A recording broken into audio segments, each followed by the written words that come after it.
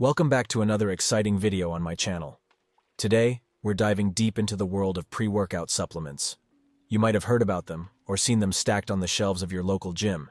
But the big question is, should you take pre-workout? Join me as we explore the pros and cons, the science behind it, and ultimately decide if it's worth adding to your fitness routine. Now, before we jump in, let's establish what pre-workout supplements actually are. Pre-workout is a popular supplement taken prior to training to help boost energy, increase focus, and enhance performance during workouts. They usually come in powder form and are mixed with water to create a drinkable concoction.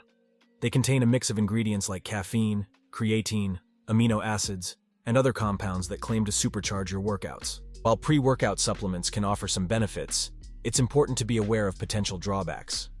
Firstly, the high caffeine content might not sit well with everyone. If you're sensitive to caffeine or have certain health conditions, it could lead to jitters, restlessness, or even heart palpitations. Moreover, regular consumption of pre-workout can lead to a tolerance buildup, meaning you might need higher doses to achieve the same effects over time. Now let's dive into the science behind pre-workout supplements. The primary ingredient found in most pre-workouts is caffeine. Studies have shown that caffeine can enhance physical performance and increase strength and power output during exercise.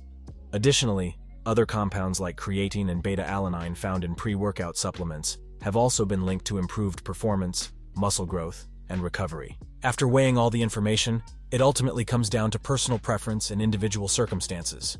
If you're a regular gym goer in good health and looking for an extra boost during your workouts, pre-workout could be worth trying.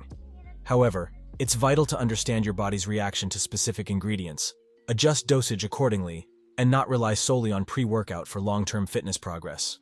Like and subscribe for more health and fitness content.